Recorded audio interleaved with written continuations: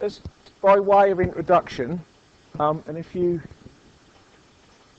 take one of those, pass the rest round.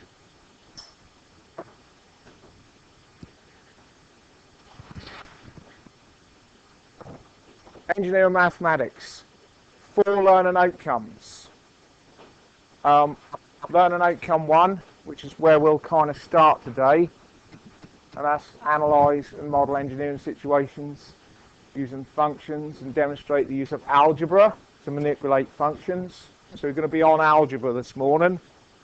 Second learning outcome, demonstrate the use of complex numbers in solving engineering problems.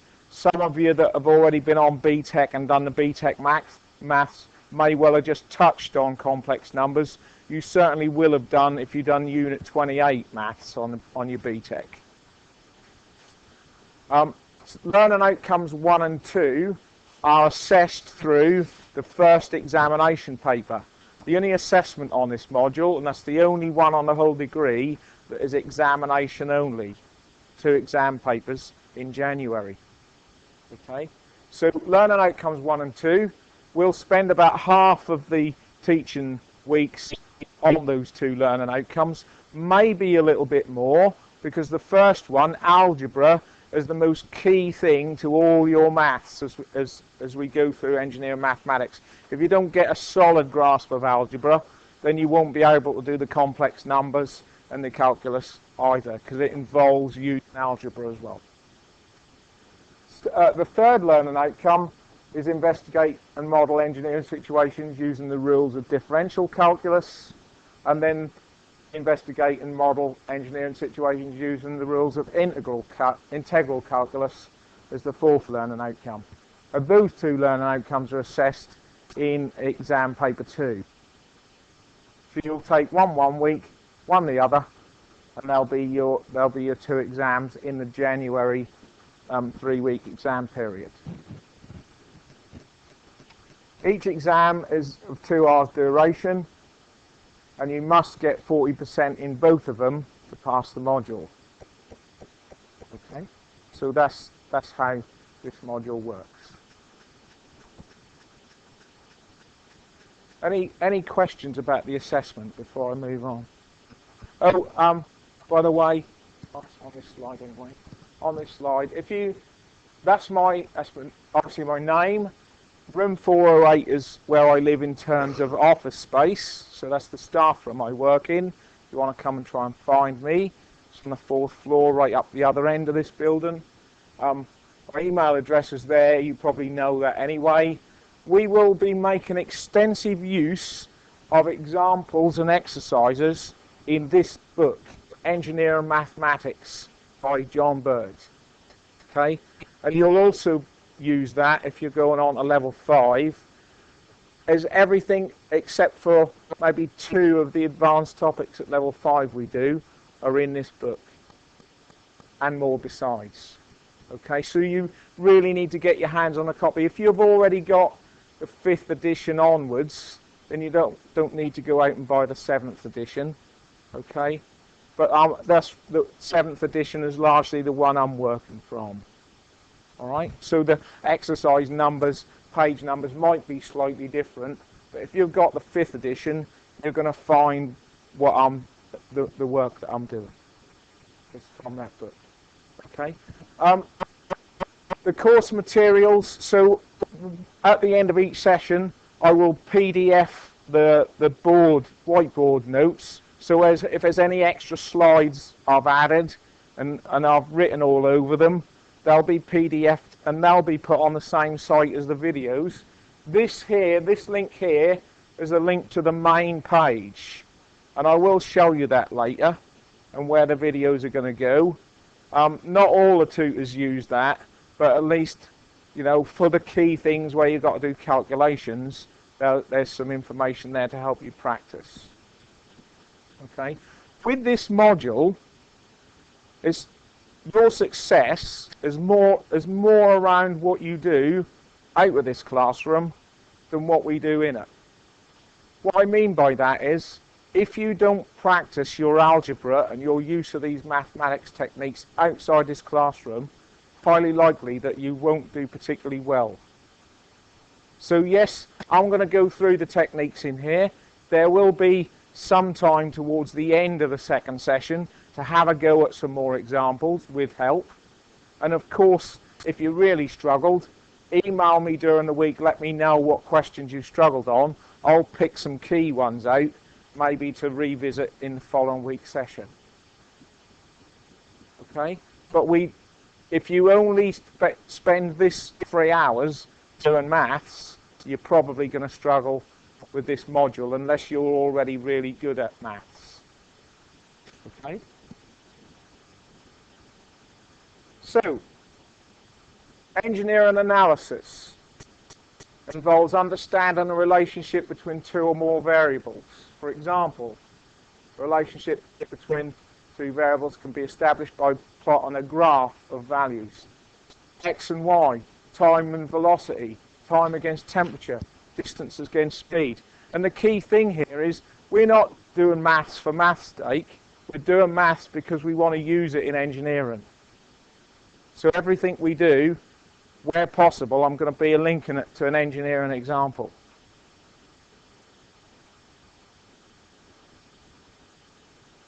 The other thing I'm probably going to do most weeks is do some kind of drill up front. Check an understanding of the previous week and or dipping into what you might already know about the topic we're going to cover that week. So, bid mass. What is it? What do the letters stand for? You can have a go at this in a minute. Standard form of a linear equation, y is equal to mx plus c. Which letter represents the independent variable? Which one is the dependent variable? And what do the letters m and c represent? So that's one slide of the drill. Second slide of the drill. Write that number 32,682 in standard form. Write 0.323 in engineering form. Convert 3268256 watts into megawatts to 3 significant figures. And what's the result of those 3 algebraic equations?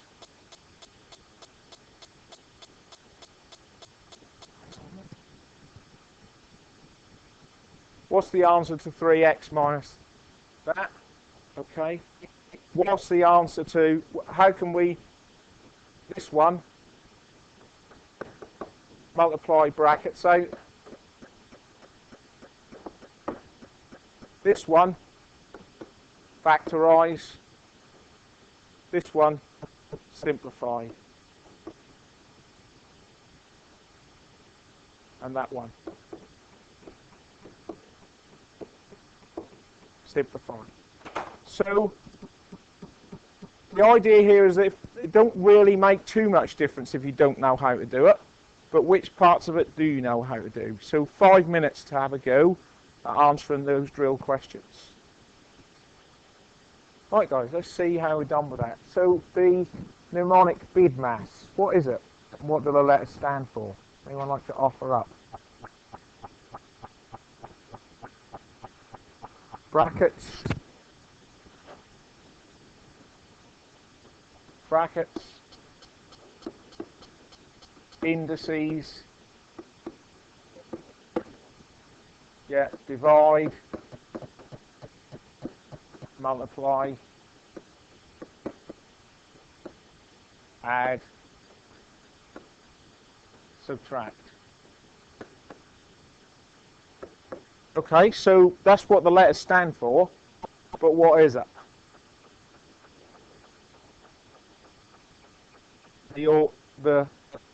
That is about how you work out an equation or the value of an equation or some numbers.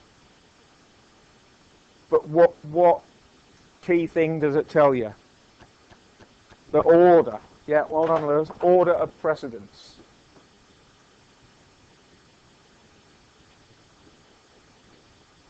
So all those things are mathematical operations. We put things in brackets. Putting something in brackets makes you do it first. So you have to do what's inside the brackets and apply bid mass to what's inside the brackets first, and then do outside the brackets. Yeah? The second operation that you do in terms, so after you said I've got to do in the brackets first, is you deal with any indices, squares, cubes, to the power of 4s. And we'll be doing more about indices later as well. We'll be working with equations where we got brackets in them. The third thing you do, and you do divide and multiply sort of together, but you do them before you do plus and minus. So you deal with divide and multiply, and then you deal with add and subtract last. So it's the order of precedence. So, moving on. Y equals mx plus c is a linear equation. Which letter represents the independent variable? Who said that? It is x. Yep, x. The dependent variable? Y. Yeah, it's the one up front. Y equals. Y depends on the value of x. So that if we change x, then y will change. What about the letters M and C? What does M represent? M is the gradient. Yeah, that's a constant for a particular instance of that function. Yeah, it remains constant, representing the slope or gradient of the function. You might also see it called, in engineering terms, the rate of change.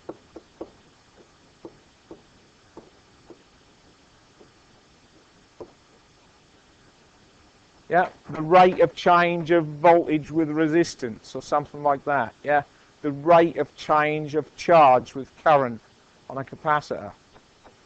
Okay, that's what the slope is, and we will revisit that extensively when we do learning outcomes 3 and 4, 3 in particular, but 3 and 4 on calculus. Okay. C, what's C? C is a constant. What does it represent?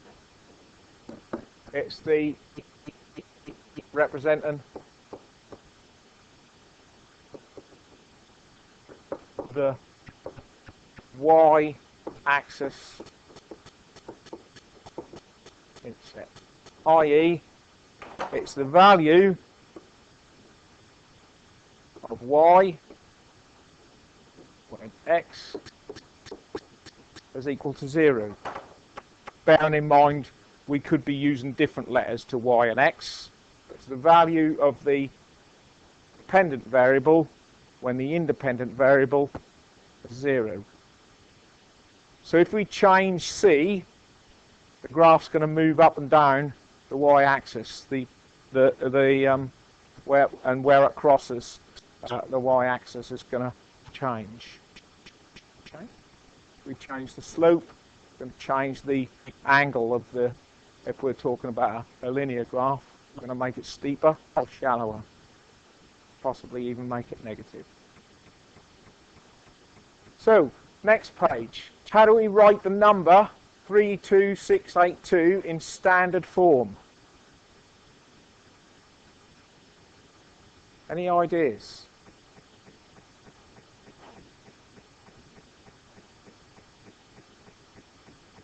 Nope, no ideas at all. Sorry? 3.2682 times 10 to the power of, yeah, we've moved, what Dominic's done there has moved the decimal place 1, 2, 3, 4 places to the left, and therefore he's multiplied by 10,000, which is 10 to the 4. explain it more fully later, but standard form or scientific notation is a number with only one digit to the left of the decimal point, and then you multiply it by a power of 10 dependent upon the adjustment of the decimal point. So if we go the other way with a decimal point, we multiply by a negative power of 10. We'll cover that more fully later on. Okay, what about 0.323 in engineering form? You look like you've got an idea, Caleb. Yeah, go on. That is 323 times 10 to the minus 3. What Caleb's done there is moved the decimal point 1 to 3 places to the right this time, so the index is negative 3. Okay, and in engineering form, you have between 1 and 3 digits to the left of the decimal point. Okay, and the index is always a multiple of 3.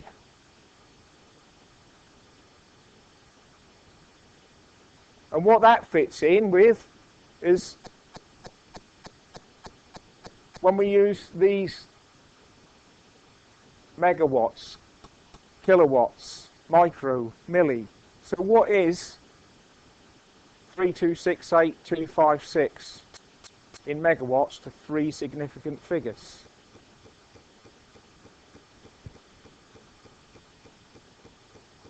Yep, you're right, Lewis. It's 3.27, because we would round that 6 up.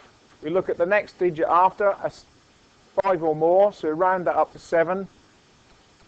We've got to do a multiple of 1, 2, 3, 1, 2, 3 for engineering notation. So it's 3.27 mega watts. 3.27 times 10 to the power of 6 watts. Yeah.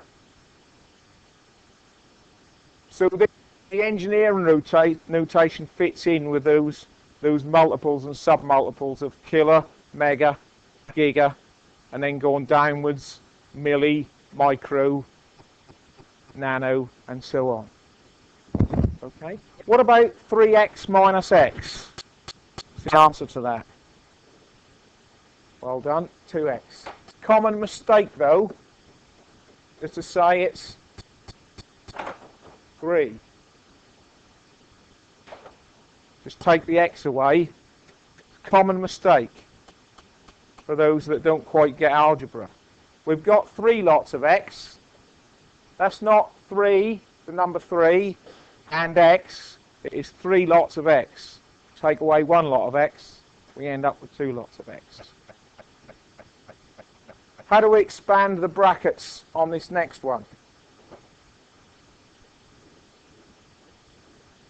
Yeah, 2x squared, so we have to multiply everything inside the bracket with that which out. So the first thing we do is 2x times x is 2x squared plus 3 times x. Yeah. What about factorizing the next one? Taking out common factors outside a pair of brackets. So what we're going to do is do this.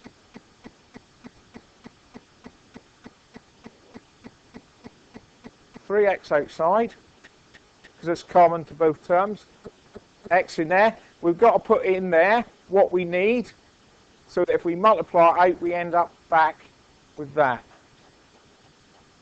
And then over here, plus 2. Check it. 3x times x is 3x squared. 3x times 2 is 6x.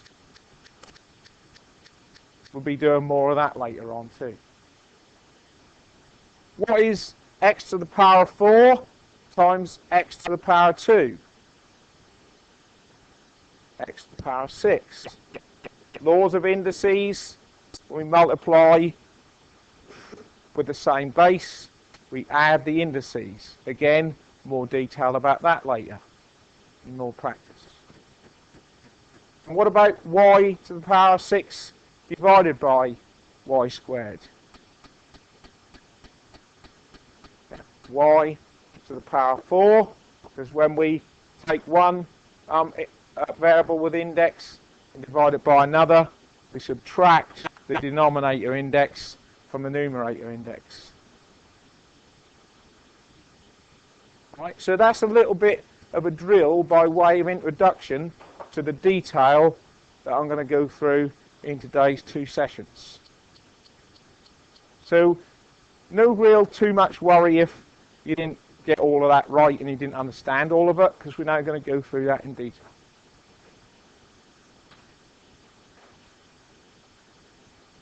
So first of all,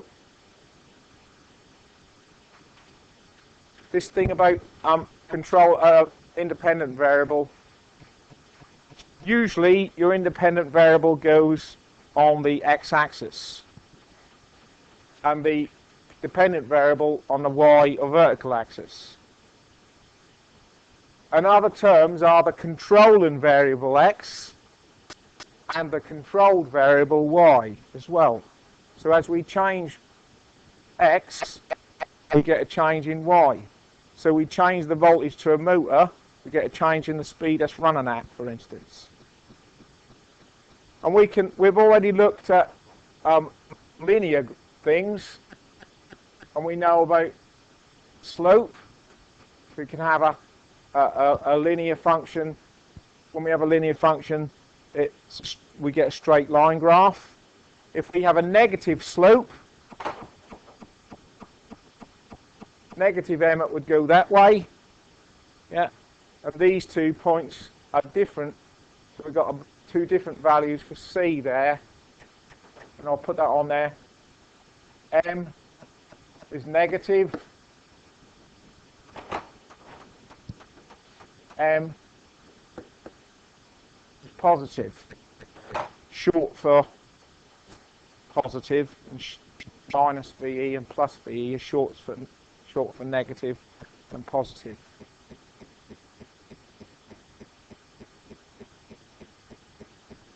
You're also going to come across functions that look like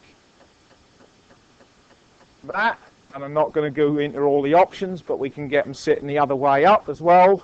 Okay, they're quadratic, so where you've got an x squared term, and then you're probably also going to come across some functions that look something like that.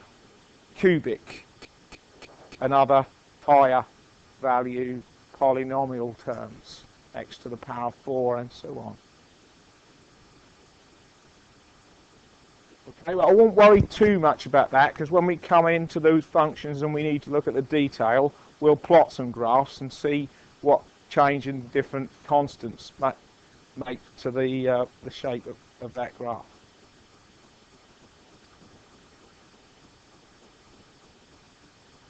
So if a graph suggests there is a relationship between 2 variables, so you might have got some practical data, like in the problem we're going to have a little bit of a look at in a minute. And we're not actually going to do this, just going to look at it, okay? We've got some practical data, and it looks like there's a particular relationship between it, between the dependent and independent variable. Okay, it might look like it's close to a straight line. It's got a linear relationship. So what we would do, what you could do, is plot the points, okay, and you think that's a straight line, so you find kind of a best fit straight line through those points. Okay, when you do that, the bit between the points here to here, the term for that is called interpolation. You're actually trying to fit a best fit line or curve around those points. If you extend that interpolation outside the range of x-axis values that you're measured for, then what you're doing one thing you're attempting to make the assumption that though that relationship remains linear outside the area where you've actually shown that it's at least close to linear, this area, because you've got data points, you're making the assumption that that's going to carry on going up there and not start to curve up or down. You're making the assumption that if you carry on down that way, it's going to keep falling through the floor that side as well. You're doing extrapolation. You're making an assumption, and you're saying you want to read off values of resistance beyond what you've actually measured, and you're making the assumption that that relationship stays the same. Okay, but from drawing that graph, from plotting those points and sketching it, we can actually work out the function y in the form y equals mx plus c, because we can look at the graph and we can find out where c is, and we can actually measure off what the slope is, and that's on the following slides. So we can look at that graph and see where the y-intercept is, the value of resistance when the voltage is 0, and I'm estimating that at approximately 10 ohms. Yeah.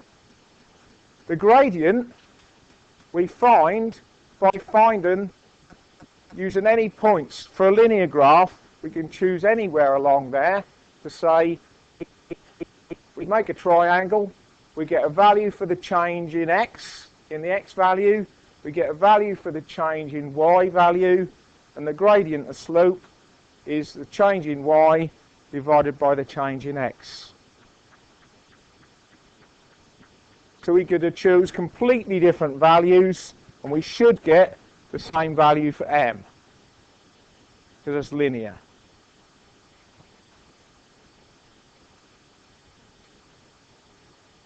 I think I've done that on the next page. Using the graph, when the voltage is 60 volts, the resistance is approximately 87 ohms, so the question asked that. So we can read off values from this graph. We can read off resistance to be 40 ohms when the voltage is approximately 27 volts. And then by extrapolation, the question asks, when the applied voltage is 110 volts, we predict that the resistance would be approximately 148 ohms. And I made the note there, this assumes that the linear relationship remains outside the data that we've got. Because that's important to realise what assumptions you're making when you do this kind of thing, extrapolating data outside of your measuring range. Okay. Just going back to that slope page. What is the slope we've got here? That's about 40. And here, 110.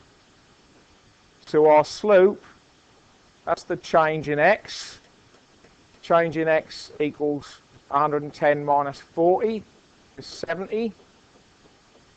For a change in y, that's about 60.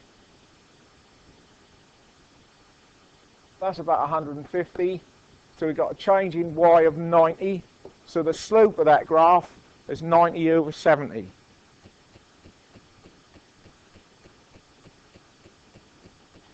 So m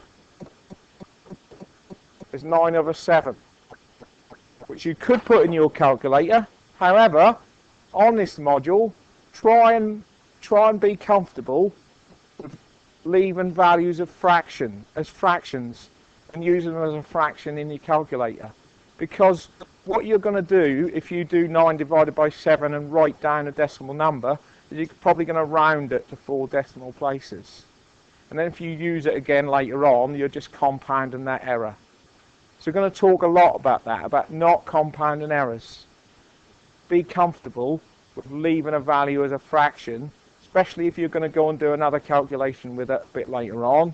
Okay. The other one is be comfortable with leaving the constant pi as the constant pi, because quite often in a formula they end up cancelling two lots of pi end up cancelling each other out anyway, And as soon as you evaluate pi, you fill your calculator screen up with decimal places, and then you round it. So just be aware of rounding errors that you might create that you don't have to. So I would certainly leave m as 9/7 and not. So we've got a function here. We know the value of that. We've got a function here where r, which is the value on the x-axis, is equal to 9/7 of v plus 10. And that's in our form of y is equal to m x plus c. It's a linear function. Okay with that? Yeah? Good.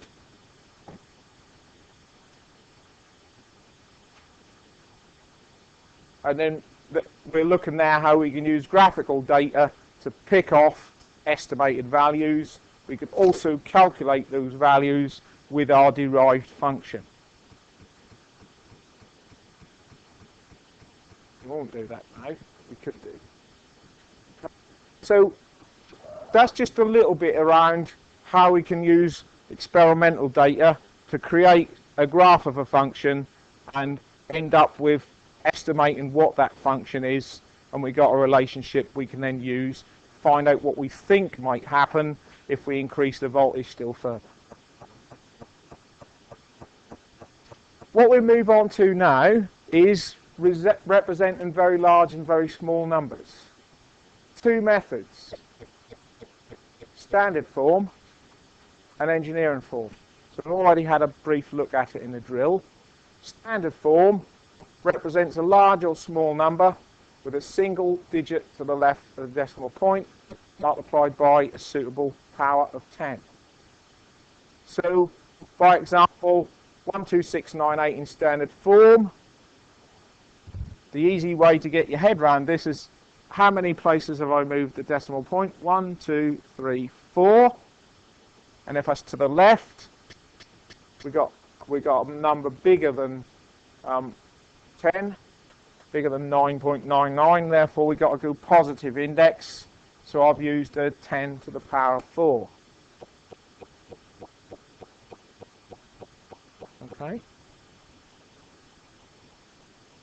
If we go the other way, so in this one, I've gone 1, 2 places to the right.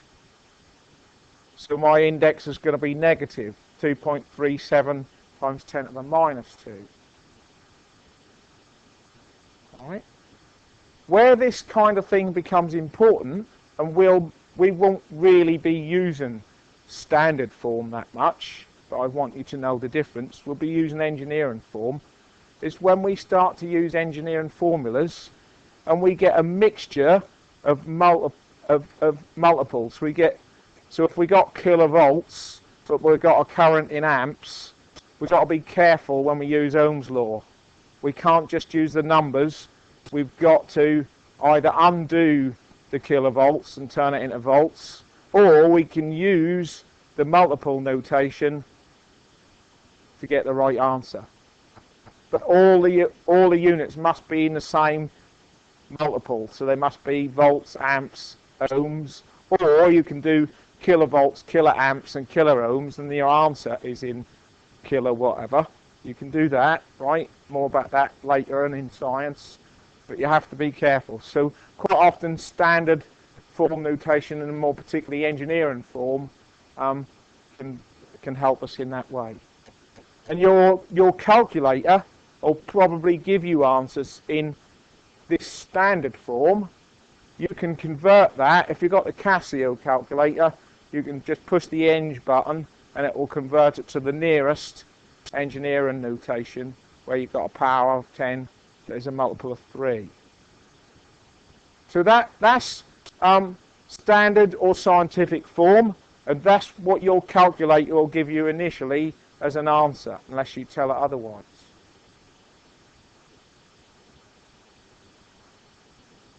Engineering form represents a large or small number with between 1 and 3 digits to the left of the decimal point, multiplied by a suitable multiple, power of 10. The power of 10 is always a multiple of 3. This is done to allow for the use of common unit multiples of thousand, mega, kilo, milli, micro, etc. Okay, so each one of those different multiples is 1,000 bigger than the other, or 1,000 smaller than the other, 1,000 times smaller. So 12698 meters in engineering form, we'd need to go 1, 2, 3 places to the left. Therefore, we're going to multiply by 10 to the power 3 to get 12.698 meters. Notice that bit does not change the unit. It's still meters. But if we put kilo in there, it's kilometers instead of meters. The unit has changed. 0.230237 amps. I must go at least 3, so I'm going 1, 2, 3 in the negative direction. 23.7 times 10 to the negative 3, 23.7 milliamps. And then I've put a table of the common ones. I don't think there's any that we'll use that aren't on that table. So tera is multiplied by 1,000 billion, and that's 10 to the power 12. Giga is 1 billion times 10 to the 9. Please don't mix these up with the computer terminology giga, kilo, mega, because they aren't the same. Our engineering kilo is lowercase k. The computer parlance kilo is uppercase K, and so on. Going in the negative direction, milli is 10 to the minus 3, micro is 10 to the minus 6, nano is 10 to the minus 9, pico is 10 to the minus 12, and these two I always tend to remember by saying, no, remembering that they go in alphabetical order, nano and pico.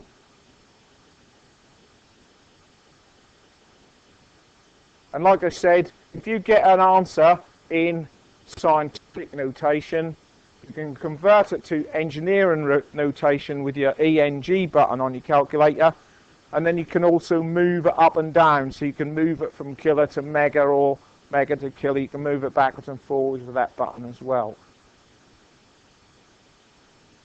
One way is just push it again, the other way push shift and that if you're back the other way. Just practice with it and learn how it works, and that will help you.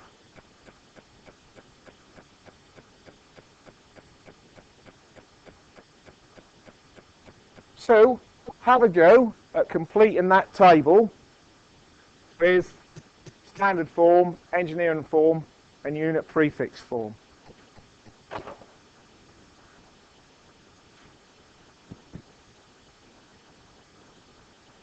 I've got it frozen. Caught out again.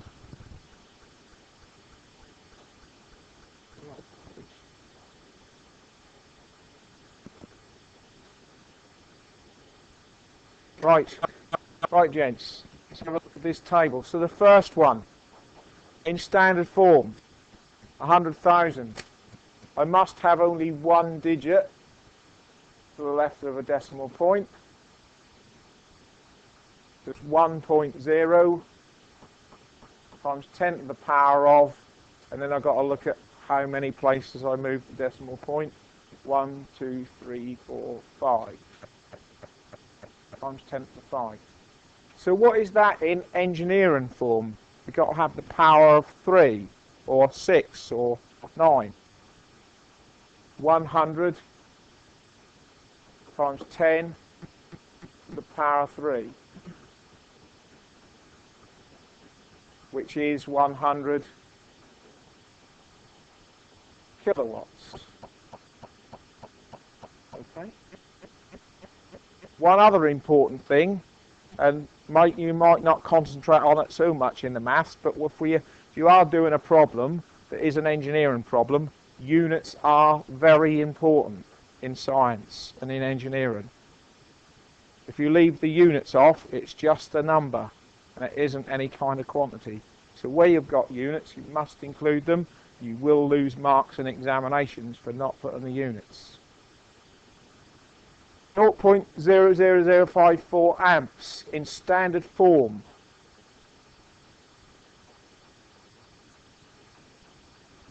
.4, yeah, because we've got to have only one digit to the left of the decimal point.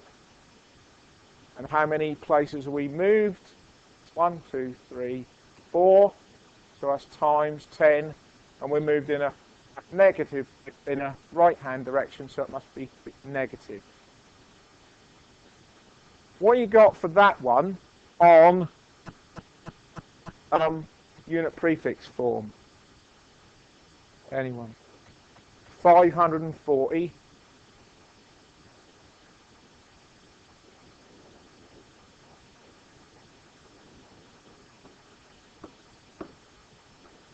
They're both right. Okay. We try to stick to there being 1 to 3 digits here, but you don't absolutely have to. So 0.54 times 10 to the minus 6, that'll be 0.54 milliamps. Okay, but it's easier to say 540 microamps. Really, it's easier to say it in that one than it is to say 0.54. Okay, but either way, using these notations can help you not make the mistake of putting the decimal point in the wrong place or dropping a 0 off in your calculations. Sometimes there's good reason not to use the power of 10 notation and to use it in its basic form down here. Just depends on what you're trying to do.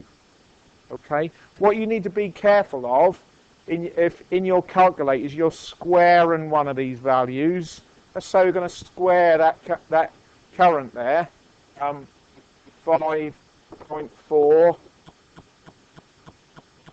times 10 to the minus 4. If you need to square that for any reason, you need to do that in your calculator. Otherwise you get the wrong answer. So there is an argument there to say I'm going to square the 0.00054 instead if you're uncomfortable. The chance there is that you might miss one of the zeros out. That calculator is only as good as the data you put into it. Okay? 115 and 50 ohms.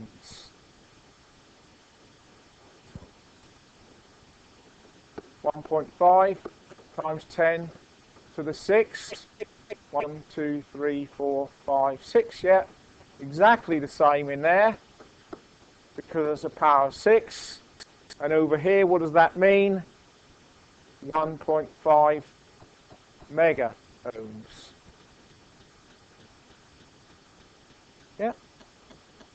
What does the number 2.25 times 10 to the minus 2 mean in base value, volts? 0.0225 volts. Yeah. And in engineering notation,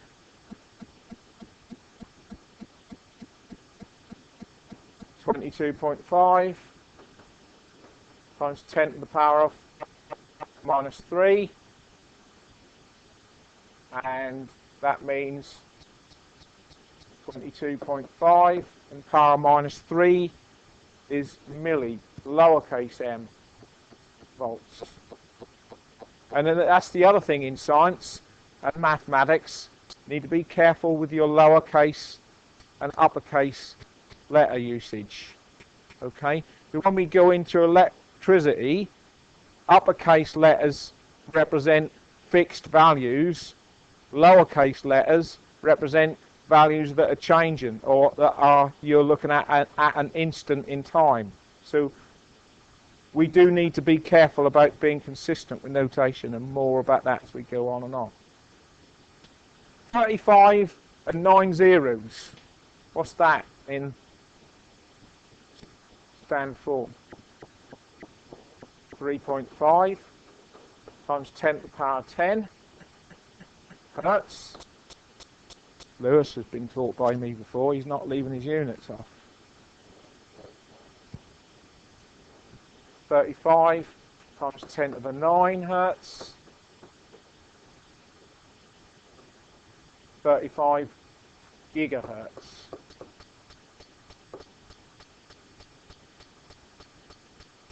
Okay. Someone different, someone who hasn't added something, what you got for 1.5 microfarads in any one of the lines? Done that line, Dominic? Yeah? What you got?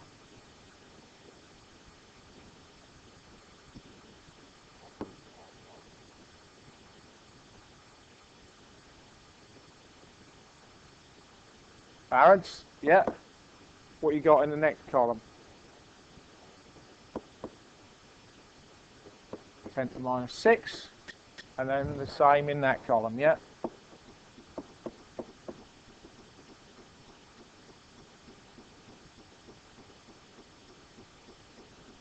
Okay. And these ones are farads as well. That one, only that one is microfarads.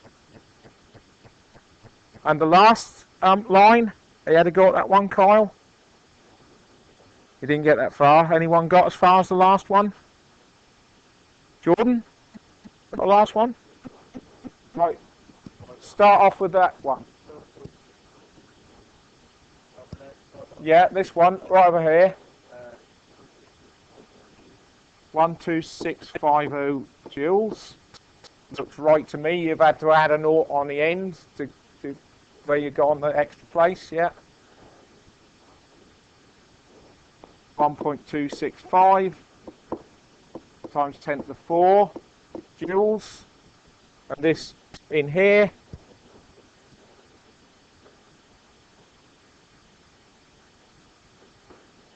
.65 kilojoules. Yep.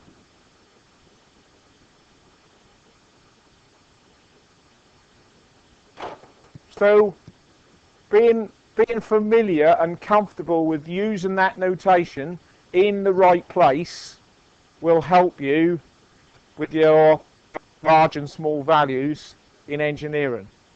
Okay? Because when we work with the capacitors, the farads are massively big units, so we're usually working with microfarads, nanofarads, or picofarads. Quite often, watts and ohms are the ones, and hertz are the ones we'll be working with really high values, although kilovolts and kiloamps can be reasonably common as well, okay? But we'll also work with millivolts, milliamps, and even microamps and microvolts, okay?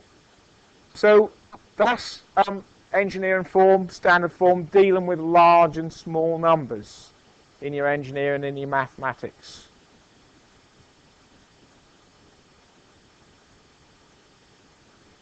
So, moving on still further, basic algebra, consisting of expanding, brackets, factorizing, putting into brackets, and simplifying. This the basic grammar of mathematics, and they are the most important skills, because when you go on to do the more complex things, it will involve algebraic manipulation to get that function into the form you want it to be in. So you use symbols in functions to represent constants and or variables. And a lot of people get hung up on algebra because it includes all these letters and things. But when you see a letter like A, all A is a number. We just don't know what value it is at the moment. So we give it a letter. X is a number that we give a value. That is a value, but we might not know what it is. Or alpha, or any other Greek letter, or any other variable name that we want to apply.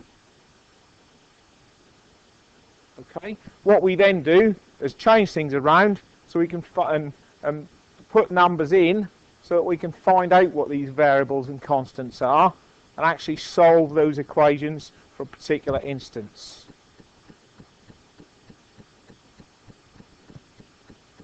So, looking at that diagram there, expressions for the area. I. Who would like to offer an expression in terms of y and x for the area of that rectangle?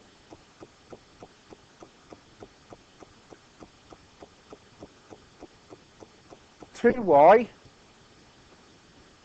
plus xy. Yeah, it's because the area of that rectangle, presumably, Lewis, you're taking it as 2 times y. Yeah. And this one is x times y. Okay. Can we manipulate and do anything? Hang on. You said 2y plus xy, didn't you? Can we do anything with that? Or can you see a different expression for that rectangle? Yeah. So in the blue, we can do y brackets 2 plus x. We're doing that distance multiplied by all that distance, and that distance is 2 plus x, the top there. So you have to put the 2 plus x in brackets because we want to multiply all of that by y. If we factorize this, what do we get? What can we take outside brackets that is common to both sides? Y. So we can go y, put some brackets in. To get back to 2y, I've got to multiply by 2. And to get back to xy, I've got to multiply by x. Oh, there it is, up there, same thing.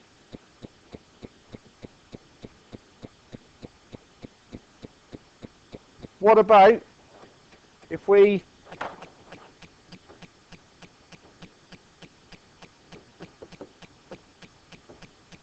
multiply out the brackets here?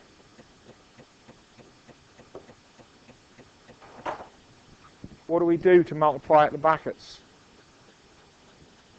You end up with that. Yeah, you've already seen it. It's fairly simple anyway. But the process, Lewis, is yeah. So you go y times 2 is 2y. So you do that times that, and you do that times that. So y times x. So you do a plus. Y times x is xy. And lo and behold, we've got that. So those two, 2x plus y, and y times brackets 2 plus x, are the same thing. Depending on what we're trying to do algebraically and mathematically, we might want to change from one form to the other. But both of them are a valid expression for the area of that rectangle.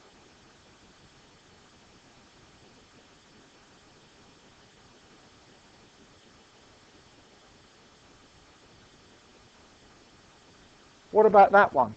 Have a go. Couple of 3 minutes. Can you write an expression, maybe even 2 different expressions? Right, let's have a first option for an expression for this rectangle.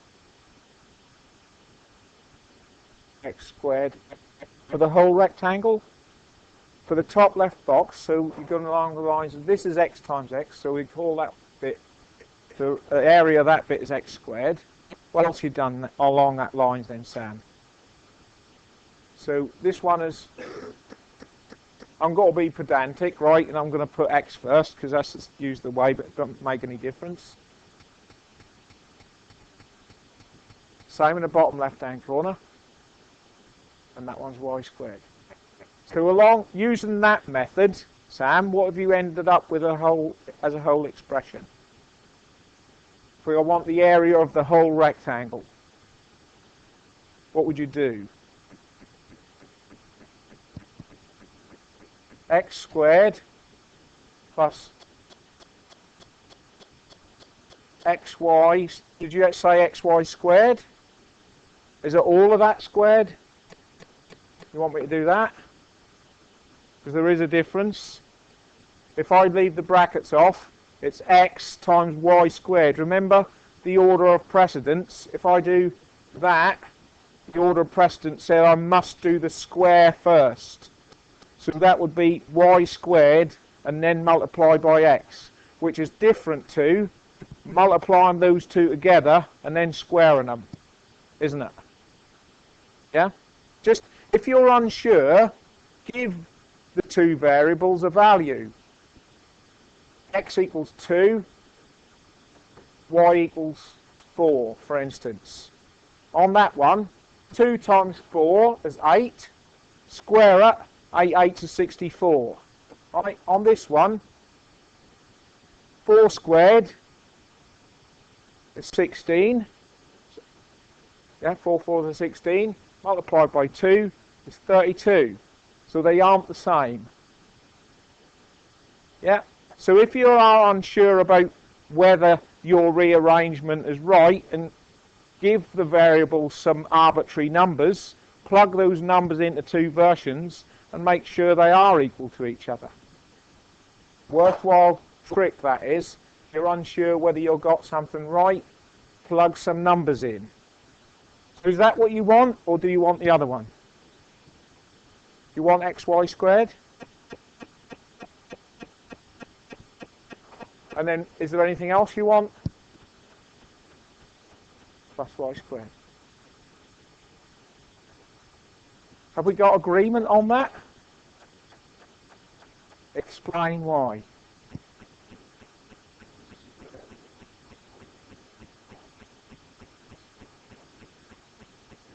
Yeah, that's right. What you're trying to do, Sam, is say this whole rectangle is made up of that bit, plus that bit, plus that bit, plus that bit.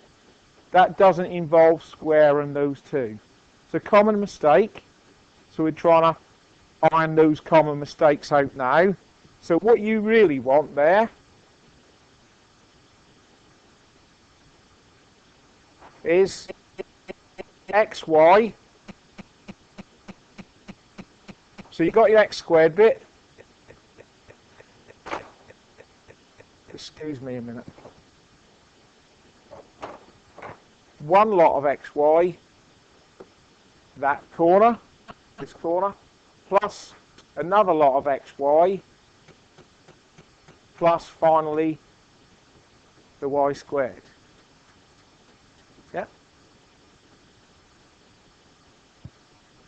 We can, as someone has already said, we can bring the two lots of xy together. X squared plus 2xy plus y squared. Anybody got a completely different expression for that rectangle? Hang on, I'm just going to make that version a little smaller so I can fit them side by side.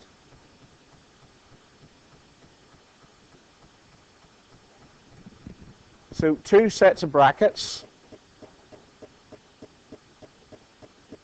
like that, both with x plus y in it.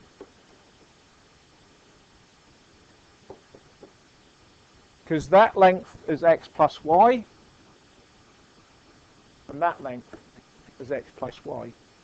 So we add x and y together, and multiply it by x and y added together. Could we make that look any simpler? Think of, if we say x plus y as z, yeah, what could we write? We could write z squared. So if we can do that, can we not write x plus y all squared? Yeah? So they're just different ways of writing it.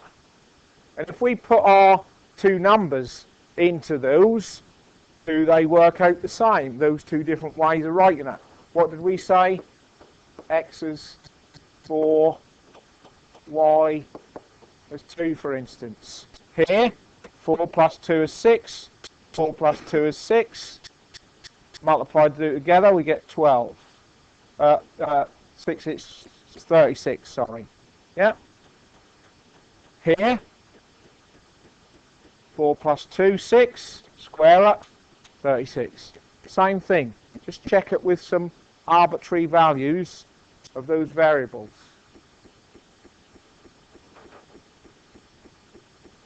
Can I factorize that expression? This one over here.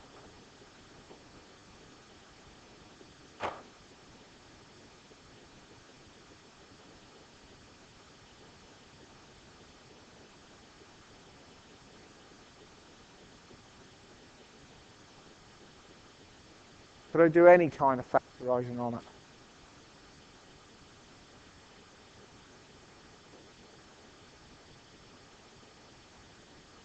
Is there anything common to anything there?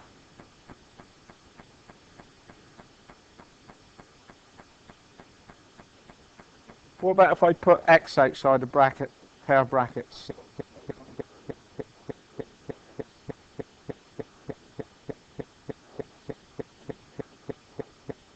X brackets to the left, yeah.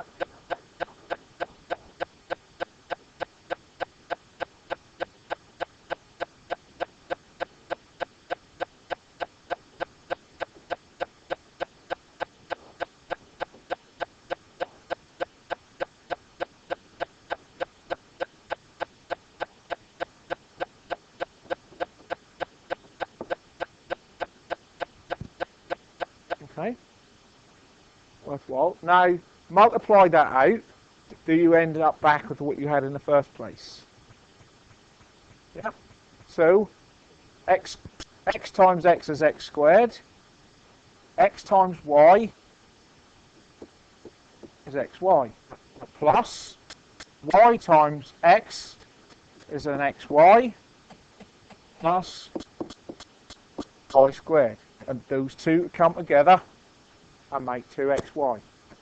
So that's not wrong. And if it suits your purpose, which we're coming on to with next week's stuff, rearranging the equations, making a different letter the subject, then that might suit your purpose to have that in any one of them forms.